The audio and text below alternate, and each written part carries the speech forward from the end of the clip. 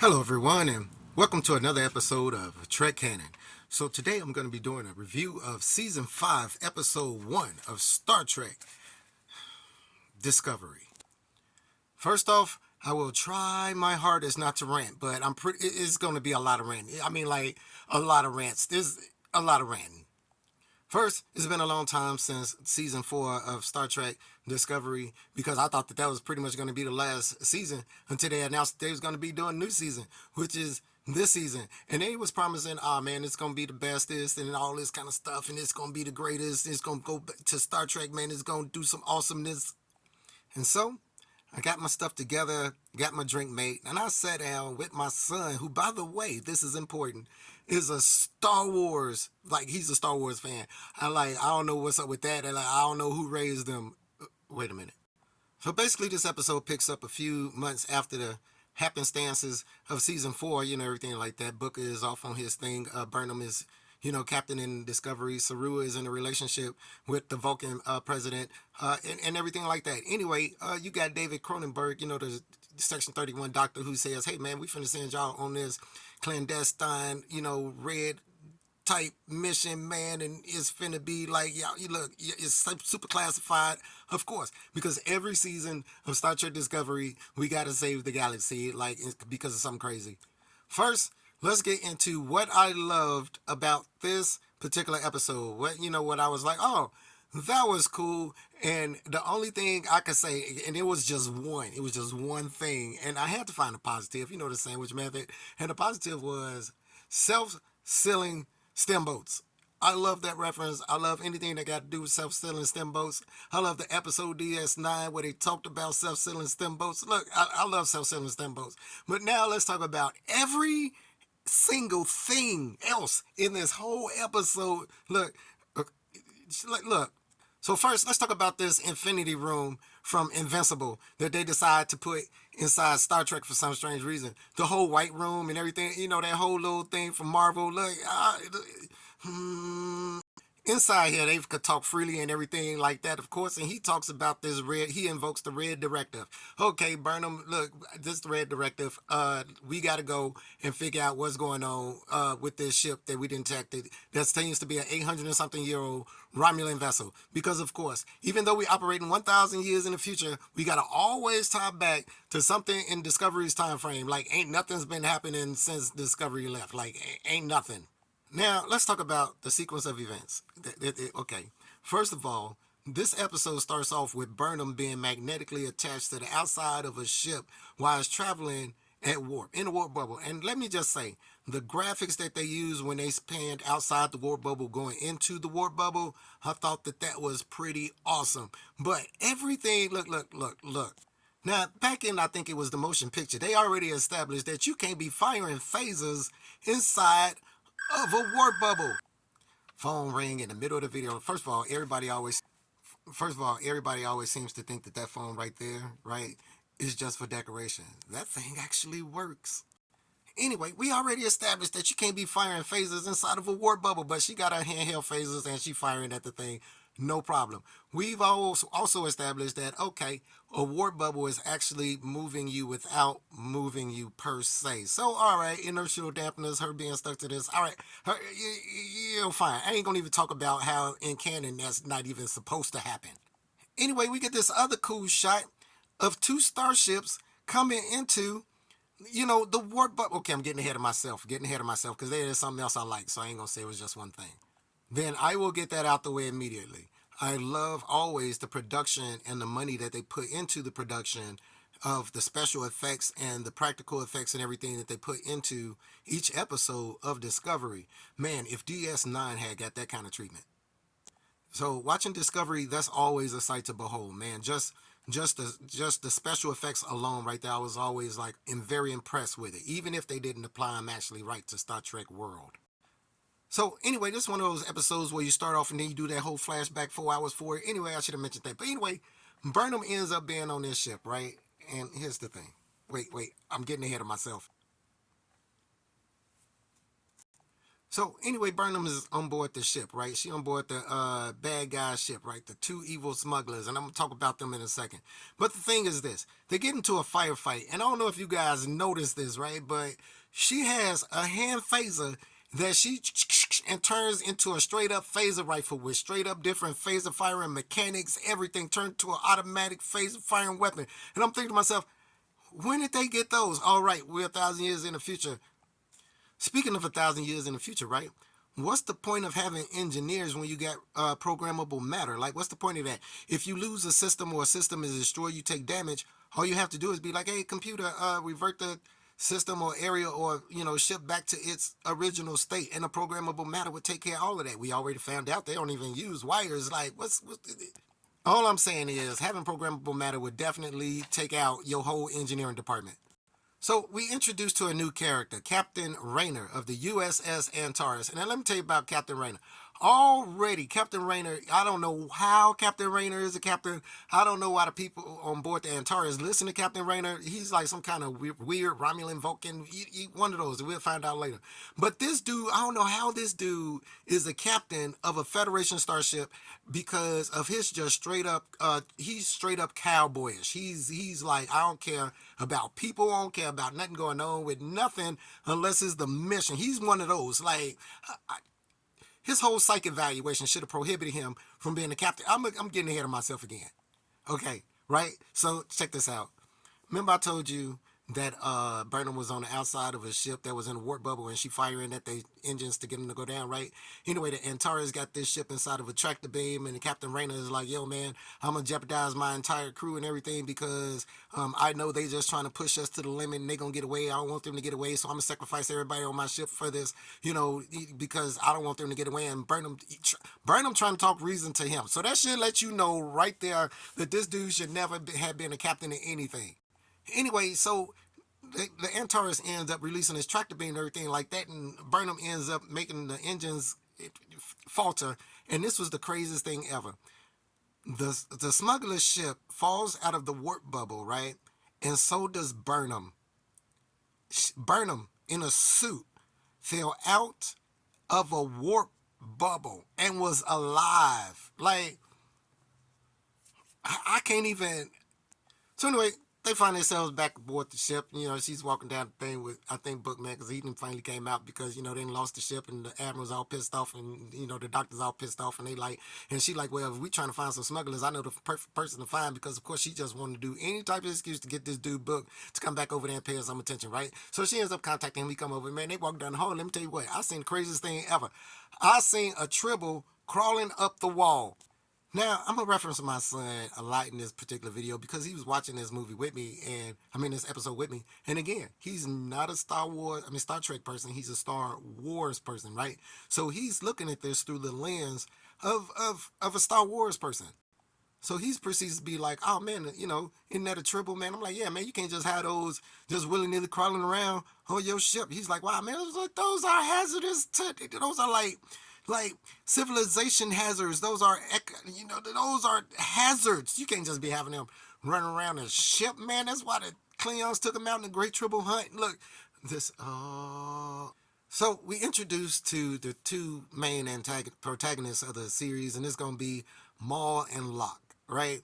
And they're smugglers. They're in love with each other. I don't really recognize the species and everything like that. But they done took this puzzle box off of this Romulan ship, and now they got to go and sell it. And now here's the thing.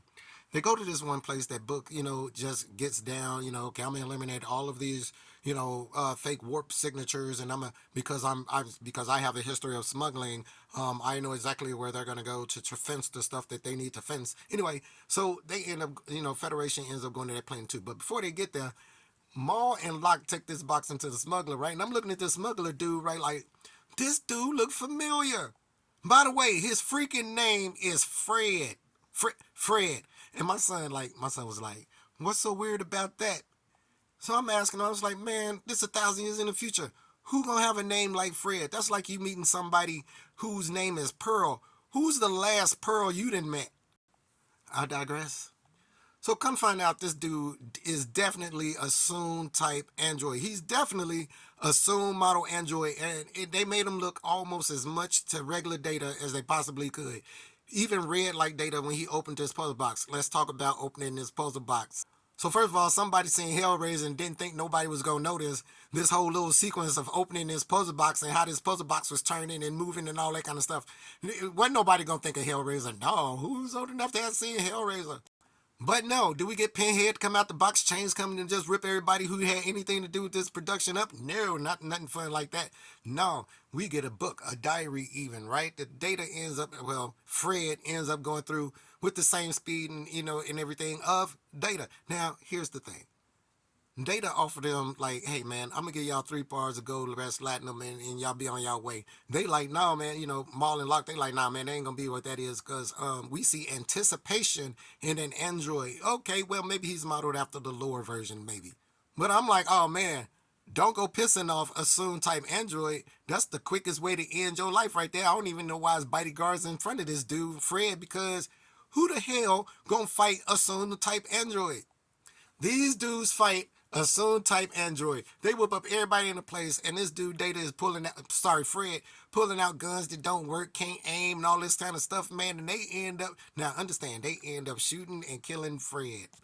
I did say this dude was a Soon type android, right? Like Data himself dodges lasers and phasers it's nothing. And you finna, okay, first of all, he didn't even have to pull out no gun. He could have just simply walked over there and just straight up broke everybody down with the sheer strength of a Soon level android. Wouldn't have been nothing they could do.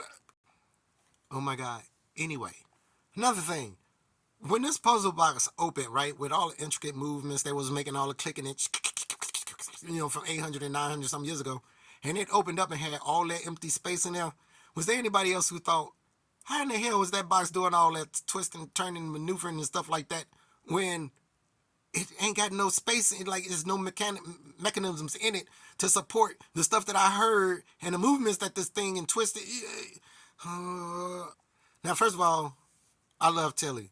Tilly's awesome. I love Tilly because I love Barkley. I love socially awkward people. And Tilly is one of those socially awkward people. I beeline to socially awkward people because they're usually the most fun and interesting people in like the whole area that you're in. I love those guys. Anyway, Tilly is always awesome. Anyway, Tilly ends up going to Starfleet, of course, to be a instructor, right? And Burnham was basically like, hey, Tilly, I'm gonna need your help. Now here's the thing about Tilly. Tilly was drunk when this all took place, and this whole awkward, transaction between the dude who she really liked in her quarters and talking about how hot it is. And I was thinking to myself, is she talking about hot like hormones, or hot like the alcohol, or hot like the temperature? I had like 3 choices, but anybody who know me knew which choice I decided to go with, which is weird because it's Tilly. Anyway, Tilly being the homegirl she is, man, just don't even decide to call Burnham captain at all, and I probably wouldn't either, man. At the season start, this was a mutineer ex-prisoner chick who they decided to put in a room with you, who you basically kind of had outranked in everything, right?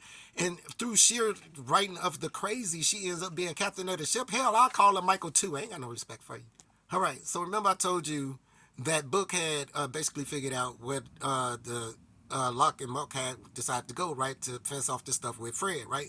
So tell me why they get here, beam down to the planet, and the first thing I thought was, are we on Tatooine? Are we on Tatooine right now? It's like Luke's crib over that mountain right there.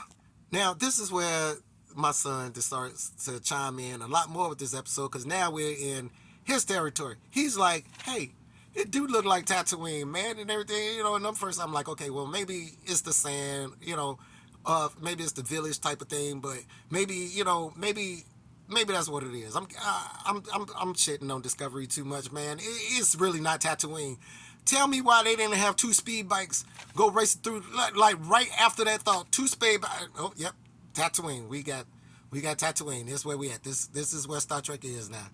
Now, remember I told you guys that they fought Fred and everybody in there and happened to have one, and Mock, she ends up getting shot in the back and everything's okay because she said all she needs is a hypo spray when getting shot in the back with an old energy weapon, and we know how those old energy weapons, work. Because think of episodes like what the most toys that Varon T Disruptor. Now we know how those old phasers don't give a crap about your whole comfort level as they disintegrating the hell out of you, and but all she needs is a hypo spray, right? Anyway, remember we got Fred shot because he couldn't dodge the weapon fire on the ground. Anyway, they find Fred. And when I say they burn him and then they find Fred, and they like he's still warm. I had to pause it because I was thinking to myself, didn't they already describe Data and soon type androids, especially of that type of model, as being cold to the touch? Um, well, so he's still warm. The android is still warm. So we're gonna beam that warm feeling android up to the ship and see if we could recover some of his memory engrams. Cause of course, he just read the book. Now, of course, the doctor and the engineer they're there, and of course they're married, and they of course start analyzing data, kind of find out that it is a indeed Soon type android from Alton Soon. And it is pretty cool that they reference the fact that the Soon name has existed in Star Trek so long, kind of equivalent to like a Daystrom as far as his history and level of mythology in canon. Anyway, you got Captain Rayner who's down on the planet now. He's standing in the market and he sees these two get on one of those speed racer bikes and fly off into the desert. Did he try to stop him? No, none of that, but I'm getting ahead of myself. So he radios Burnham and Booker who's on the planet, and they like, hey man, this is where they are. So they steal some speed racer bikes and they going after the dude, right? They going after Locke and Moke, right? They going after him because they trying to reach their ship, which is way out in the desert somewhere, and there we go. Now, here's the thing about everything that occurs next in the next 5 minutes of like 10 minutes of watching this episode. And this is kind of how it went. Now, understand that I said that they on speed racer bikes chasing the other people. Now, the other people is shooting back at them. They are shooting at them. It is literally a Star Wars episode. My son is on the edge of the seat. Stuff is blowing up. Stuff is, all this kind of stuff. The scenes is beautiful. Come to find out that they have made it to their ship. And now the ship is on its way towards the mountains because it doesn't want to leave to go into orbit because, of course, you got two Federation starships up there. You got the Antares and you got the Discovery.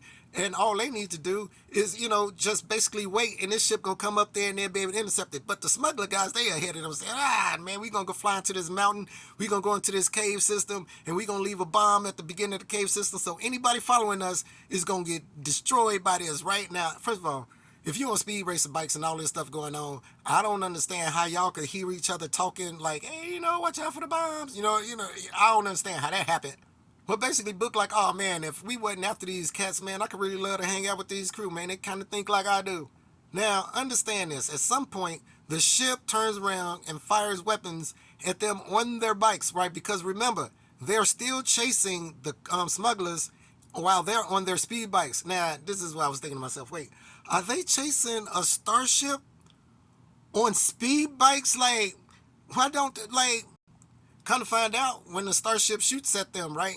They speed bikes have shields. They have shields on the speed bikes. And then I had thought to myself, wait, I don't remember shields when they was just shooting at each other on the bikes. And how did the shield generator get on the bikes? Like, okay, never mind. It's the future. Super small power sources. Oh, okay. But anyway, we continue.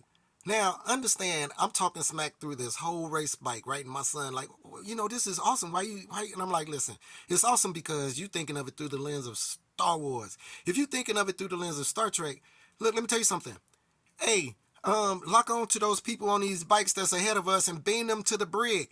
That's what we do in Star Trek. We will beam you off the bikes into where we need you to go. Why? Because we have transporter technology. You know what I mean? If we know you going to your starship that's located on the ground, and we got two Federation starships in orbit, we ain't got to wait on that and have you chasing them on motorcycles. No, man, we got phasers. We could. Oh, look, let's talk about that for a second. So understand that they on a non-Federation planet. They done already stated, hey, we on a non-Federation planet, man. We on a clandestine secret mission, man. We can't be letting nobody know that we here. Oh, yeah. So we gonna motorcycle speed racer bike out there, right? We gonna phaser the Captain Rayner, right? Because he's like, hey, listen, we gonna phaser that bomb, stop them from going into the cave system, right? Because Well, we don't want them getting lost in the cave system. I'm thinking to myself, hold up, we got sensors and scanners that's super high speed in Star Trek. We already know that we could scan inside planets and these cave systems, and because unless the caves is made out of some kind of weird, it's deuterium, trilithium lined mines. Unless it's that, we could definitely scan the fuck out of some caves. Excuse my Hungarian. Anyway, it's supposed to be like this 30% chance of an avalanche, which would kill everybody in the village, right, that they just came from about 7 miles ago. And Captain Rayner, like, look, man, that's 70% I could deal with, and orders the Antares to phaser the bomb at the entrance of the mountain, right? Did the avalanche happen? No, but even the fact of him taking that 70%, like, what captain would do that? And Burnham trying to talk sense into this dude, like, how's you a captain? Now, the bag, understand that they are still chasing this starship on their speed bikes, which are the speed bikes able to go up into the, nope, speed bikes, totally ground-based vehicles, and they chasing this thing.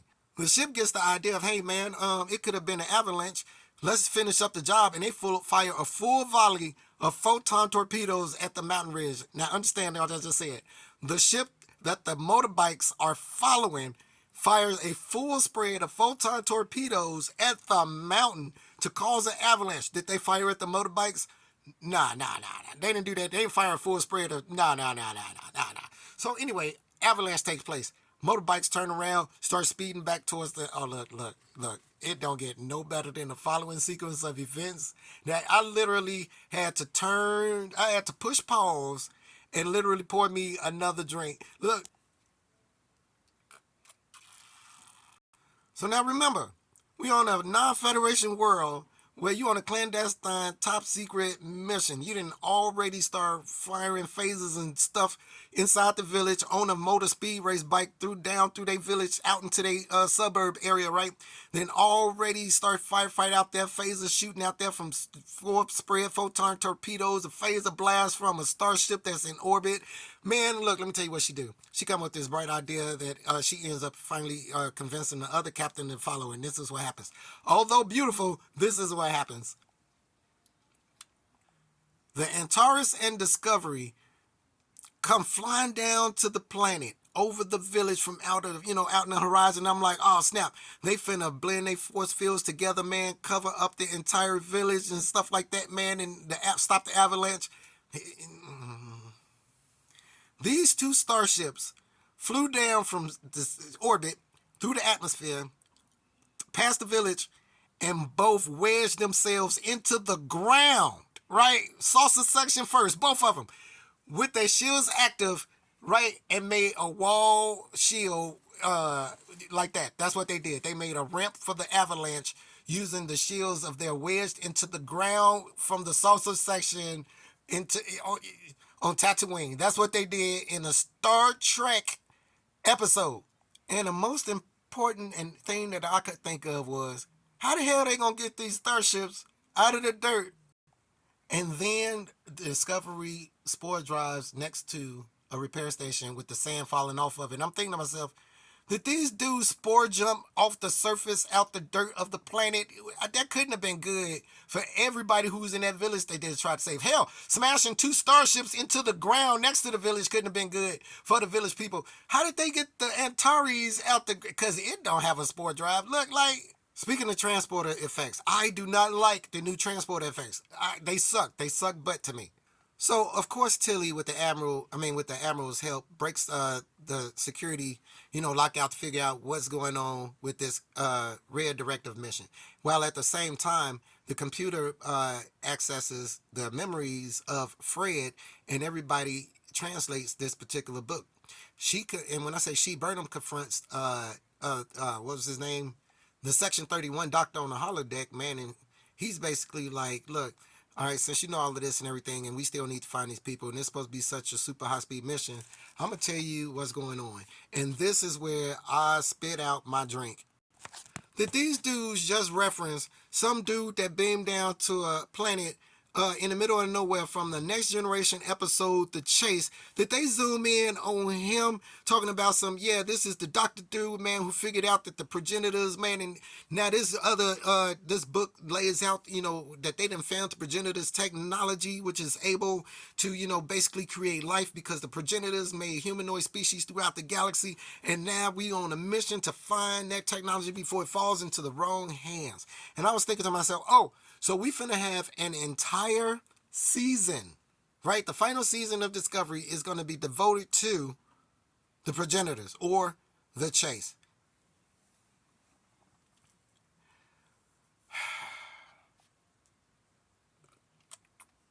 So now y'all see why I call this my bald-headed stepchild. Understand that there was no science, no social issues that were touched, no social conundrums or puzzles or issues of humanity or science. Even though the techno babble wasn't none. It was just Star Wars because my son really enjoyed it and he don't like Star Trek. Again, who raised this kid? So, let me just say, thank you guys for watching this bootleg review of Season 5, Episode 1 of my bald-head stepchild, Star Trek Discovery. What did you guys think of the episode, man? What gripes and complaints did you have? Did you guys think the episode was great?